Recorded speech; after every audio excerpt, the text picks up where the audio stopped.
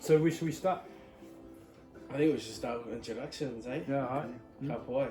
Okay, kia ora. Ko Mick, Ludden ahau. No Ngāti Airihi, o Tipuna, engari no Ingarangi. I grew up in England, in Birmingham, but I come from a Liverpool Irish family. And I was destined for the priesthood at one stage, but it's another story. I became a bit of a lefty at quite an early stage, so I was involved with political activism, particularly when it came to racial issues. There was a period in the 1960s when some extreme racist stuff was coming up in Britain, which kind of in a lot of ways influenced the way I've got involved with Māori tonga in the long run. Came to New Zealand, Aotearoa, and was very, very kind of homesick for a long time. Didn't like it here at all, but I was in love, and then this fella came along, and that was kind of, that made the decision. Like, well, that's it then, here I am. Fortunately, my wife, Peter Campbell, was teaching at Hiona School, and she got to know another teacher there by the name of Mike Hollings.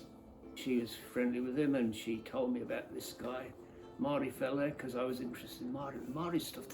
These fellas I like these fellas. They were like, you know, I'd meet a few Māori. I worked on a shearing gang, and I thought, these are like my mates back home, you know, nice folk, good laugh, non-judgmental people, nice bloody people. So she introduced me to Mike, and got on well with Mike, and he told me about this kapahaka group that he was involved with, Kahununuki Wararapa. And Mike says, well, do you want to join us? I can't do that stuff. He says, yeah, come on. So I went to a practice, and this is before I was like, had any inclinations in terms of learning te reo. It hadn't even occurred to me. It was like, all this is just beyond me. Anyway, I went, and it was funny. It was lovely. I was welcome and that, and I'd join in, flapping about like an idiot and doing my best, and everyone was very supportive. And I remember Mike saying to me, he said, the real test is whether Auntie Dawn Aparo will approve of you. For some reason or other, me and Auntie Dawn were like, quite quickly, she still calls me cuz after all these years, because this is like 1976, 77, something like that, so it's a while ago. So when Auntie Dawn took me on board, that was it, I was in. So I was with kapahaka for ages. Slowly, you know, it dawned and I was like, I don't actually know what I'm singing about, you know. So I started picking up words and trying to follow it, and to be honest, at that time, apart from Mike, maybe one or two other people, really, I would say most of the group didn't have much idea either at the time. And Mike used to say to me, you know, he'd done some sort of survey thing, that the number of native speakers, or te wararapa, you know, Kahununuki Wararapa, Rangitane, Minga Hapu, had lost the reo. He said there was just a few, I can't remember what, there might have been 3 or 4 people, native speakers, from here. There was a few outsiders, you know, people had come down from, you know, like Nani Marcia and people like that.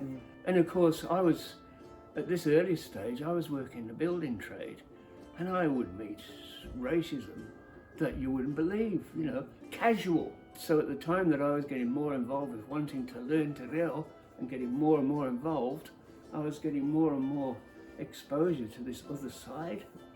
Eventually, Mike had started doing language classes at Makora.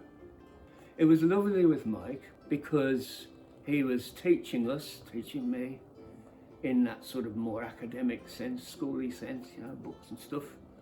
But then he'd take me to the pub, and we would drink with the man, Piki Moyo's husband, Moses Moyo, native speaker. But it was, you know, pub talk. He was a working class man. He had no time for all the just chat. And I'd listen to him and Mike and laughing and stuff, and I'm thinking, oh, what about? And Mike would help. And so that was sort of my beginning. When these kids came along, I got involved with preschool, and kohanga reo began. And one day my daughter, I said, why are you so sad, Manu? She said, all my friends have gone to kohanga. So that was it. I said, who am I here for, you or me? So I went to Ngāti Hama. Our littlest girl didn't speak a word of English till she was 3. Wow. That's how involved we were. That's the real learning, as far as I'm concerned. I'd done my bit of basic thing in the pub and that, but being at Ngāti Hama, being at kohanga, no option, you know. Yeah. And then I got involved with school. Nani Hiniari Babington was retiring, and she was like, well, her and Ros Bartosh were like motivators for Tiril at the school. So much opposition. And they said, well, we need a teacher, Mick Ludden. And they said, no, you'd have to retrain. It's been too long, and this isn't. And the communities, no, we need him now. Another long story short, I got the job.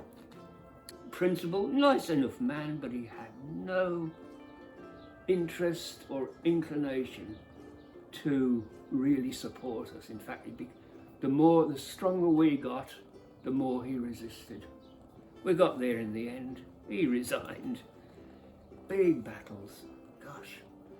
And we became total immersion class.